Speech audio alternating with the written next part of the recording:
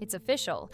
Meghan Markle is no longer just controversial, she's been quietly erased. Not by a scandal, not by a public statement, but by a calculated royal strategy that speaks louder than any headline.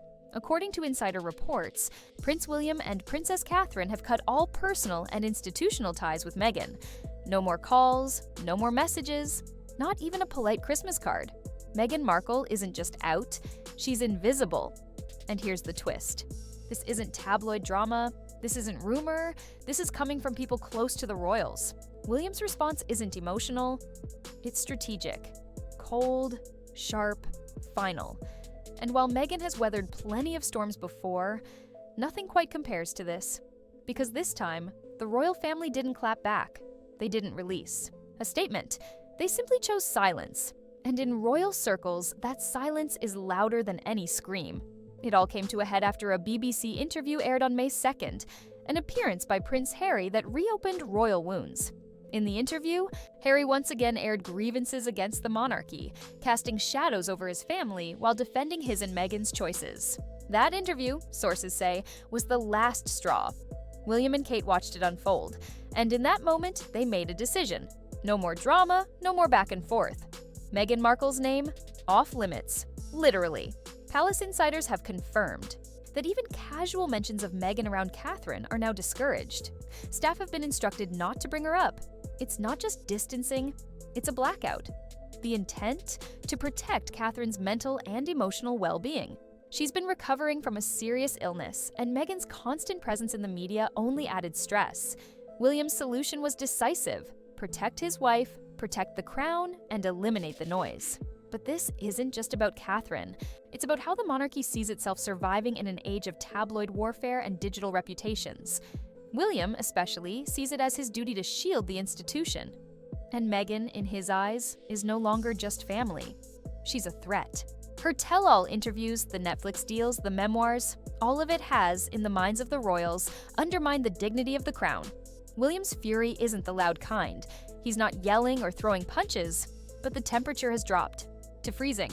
Behind closed doors, sources say he's made it clear to King Charles the Meghan issue has to be handled permanently. And Charles, whose health has recently raised concerns, isn't in the position to challenge his eldest son. The balance of power is quietly shifting. What's unfolding isn't a feud, it's an erasure. Meghan is being cut off in the exact way she once cut others out. Her estranged relationship with her own father, her abrupt silence toward old friends, she's now on the receiving end. And the palace is doing it without spectacle. No public slams, no interviews, just complete disengagement. Royal.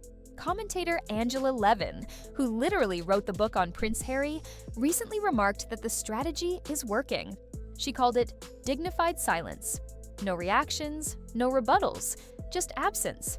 And that, she says, is driving Meghan mad. Because for someone who thrives on narrative, silence is suffocating. This blackout has created a mirror. Meghan, once praised for severing ties with toxic influences, is now being severed herself. Not because of tabloid spins, but because the palace believes it's necessary for survival. And this isn't just about emotional peace, it's about controlling the royal brand. Even outside the palace, the frost is spreading. Meghan's relationship with Edward Enninful, the former editor-in-chief of British Vogue, was once seen as a cultural power move. She guest-edited an entire issue of the magazine, positioning herself as a modern feminist icon. But now, that relationship is reportedly over. No drama, no statement, just quiet distance. Insiders from Vogue claim Meghan's behind-the-scenes behavior was difficult, demanding, diva-like.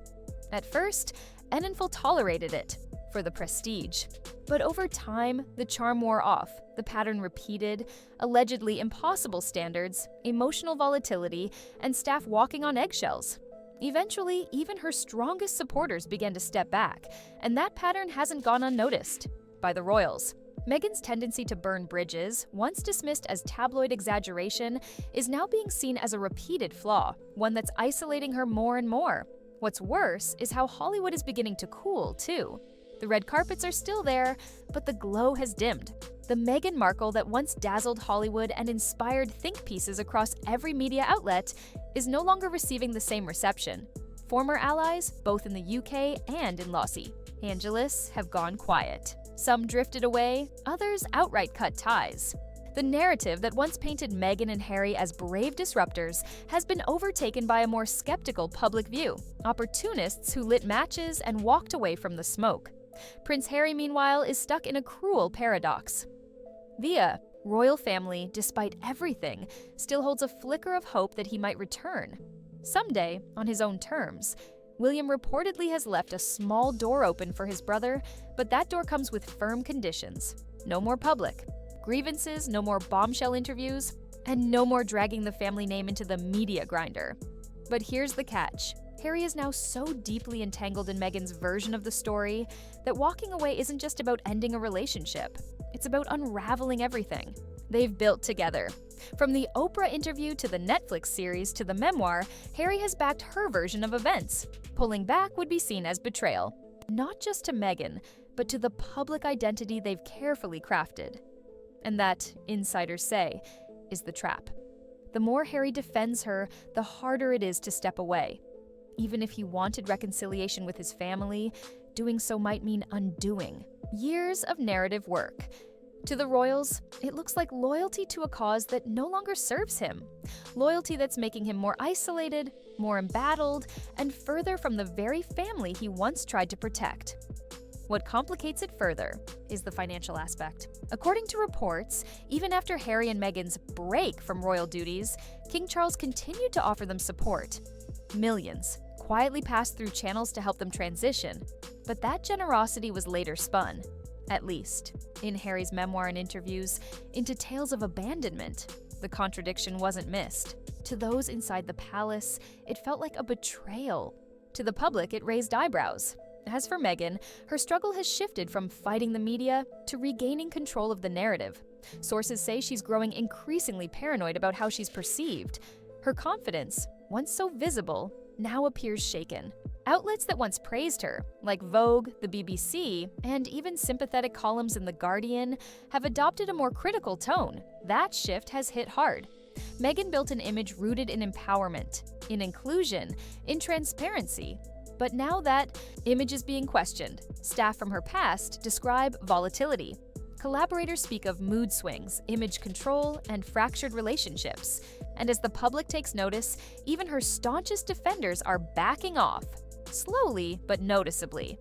Edward Enninful's quiet withdrawal speaks volumes. It wasn't messy, it wasn't dramatic, but it was final. According to insiders, it was a long time coming. He reportedly grew tired of the tension, the performative empowerment, the constant attempts to steer public opinion. And for someone so embedded in British media circles, distancing himself from Meghan wasn't just personal. It was symbolic. Public perception has shifted too. Where Meghan and Harry were once seen as sympathetic underdogs taking on an outdated institution, they're now viewed by some as calculating and divisive. That change matters, especially in a world where reputation is currency. And for the royal family, it marks a turning point. But make no mistake, this is not a victory lap for the palace. There's no gloating behind gilded doors. If anything, there's sadness. Sadness that it's come to this. That a prince once so beloved is now estranged. That a woman who once represented change is now surrounded by controversy. But monarchy is not built on personal feelings. It survives through discipline, through the ability to weather chaos and never flinch. And William understands this better than anyone. He's taken a page out of the Queen's playbook. Never explain, never complain. His response hasn't been a counterattack, it's been removal. And in the world of royals, that's the final word. No press statements, no fiery rebuttals, just silence. And that silence, it cuts deeper than any headline. It's the royal family's way of saying, you are no longer part of this story. And for Meghan Markle, that silence is louder than any scandal. If this behind-the-scenes look into the royal family's silent war left you stunned, it's just the beginning. Hit subscribe for more deep dives into the hidden world of power, fame, and fractured legacy. And let us know, is this royal silence justified, or has Meghan been unfairly erased? Drop your thoughts below. We're watching.